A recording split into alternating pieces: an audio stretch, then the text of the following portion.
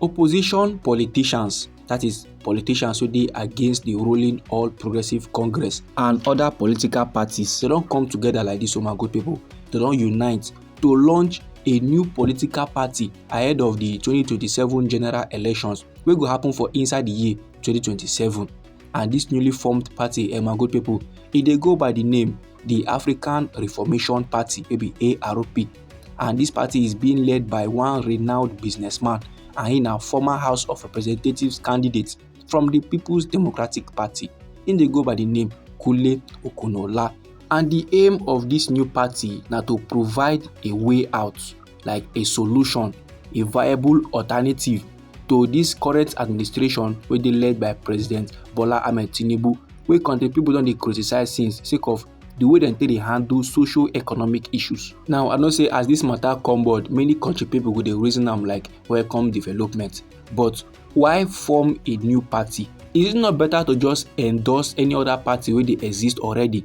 Abi dey try to say all the other parties they are corrupt too, like the All Progressive Congress, abi na which level? But the truth of the matter be say, true country people no dey smile for the All Progressive Congress. The policies, their reforms, e too choke. And the way dem dey do democracy for inside we country Nigeria, e no make sense. They just disregard the rights of the general public. E come back as if we still be slave for inside we country Nigeria. So Oga Kunle Okunola, wey be the leader of this new formed party, ARP, African Reformed Party, he come dey express im dissatisfaction with President Bola Ahmed Tinubu failure to fulfill im campaign promises and address the pressing problems of we country. Oga Kunle say this a newly formed party, so they go prioritize transparency, they go prioritize accountability and good governance. Then he come dey yarn say the other existing political parties don fail we country people and they don compromise the federal government. So like this now, the ARP, wey be African Reformation Party, they dey seek to touchlight past leaders, their lifestyle from the year 1960 to date. They wan recover all the stolen funds them. And this move, so this new development is aimed at promoting transparency and accountability in governance. Then another thing wey be like vision, abi mission or aim of this new developed party na to register over 54 million members nationwide and ensure free expression of interest and merit-based tickets. According to how the party leader wey be Oga Kunle tell yarn am, he said this new party, e no go ask for any nomination form or whatsoever. So if they no go ask for any nomination form, their tickets are going to be based on merit.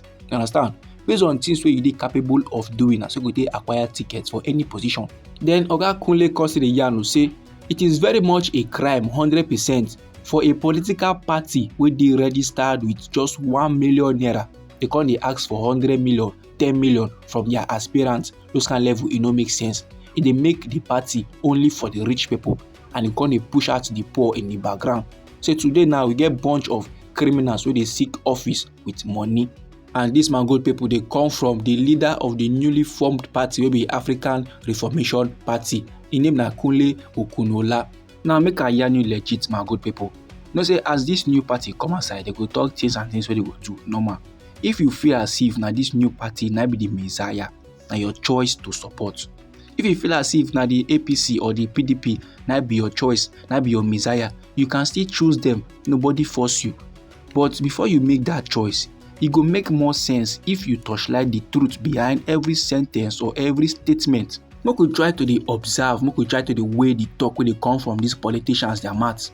Like if you check wetin this man dey yarn now, you go see am say na legit.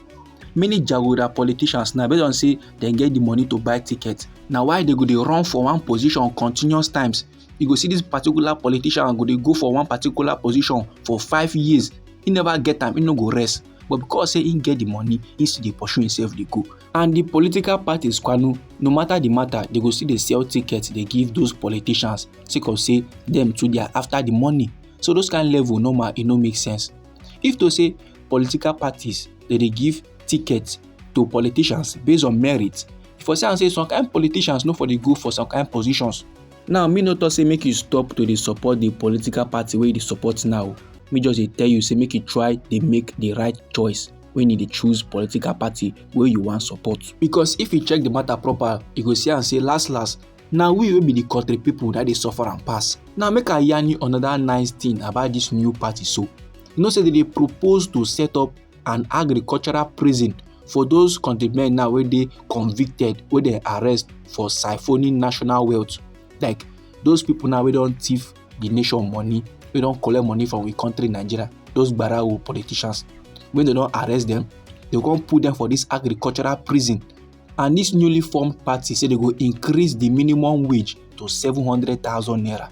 Now it sound say this agricultural prison e dey kill two birds with one stone. When you don convict these jagoda politicians now, you can't send them to farming. Is that not a good thing for we country Nigeria? And you no get anyhow wey any countryman go hear say they wan increase minimum wage to 700,000 naira wey e no go support that party. And I know very well say to many of our country people, they fit dey reason say na another setup, na audio promise. These men now just dey play music, they want make countrymen dance to their tune.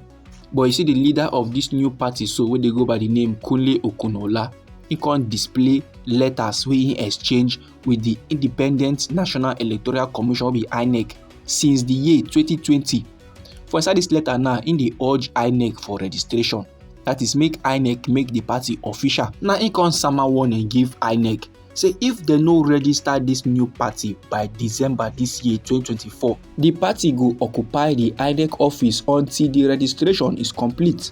Then speaking on the ideology of the party and how the party dey start, Oga Kunle come dey yarn say this new party e believe so much in power rotation. Say for inside the year 2019 wey mark the second tenure of former President Muhammadu Buhari, they come dey para sake of say challenges of succession like who go take over e come dey arise. And they know very well say Northerners don complete their 8th year in term, and definitely power gas rotate to the south. And if the power must rotate, they come look for somebody wey get the political capacity, and that na why they come set up this movement, New Reformation Unity Forum. And their movement dey use political solutions to solve the problems of country people, because they no go fit take up arms against the government. And he personally decamp from the PDP just for this purpose. Say na dem be the first movement to see the vision say Bola Ahmed Tinubu na go become president of this our country Nigeria. Na why they can't tour the whole federation, and they can't emphasize more on the north, because they gats appeal to them to see the reason. But to God be the glory, they can't achieve their aim through power rotation, and they still be able to achieve peace for inside the land. All these my good people, they come from the leader of the newly formed party, wey be the African Reformation Party. And the leader they go by the name Kunle Okunola. Anyhow, this informate be for body my good people, feel free to make it drop am inside the comment section. Now we be Anointed Lady TV. Now they give on a legit information on the things and things where they sup for inside the country Nigeria. So if you like this update and you would like to receive more, try make you subscribe to this channel and try make you put on the notification bell, so that as we dey bring the news they come, now you go first receive the updates and you go get them sharp sharp. And they come your side again with another legit informate for you my good people. Abeg, no go anywhere.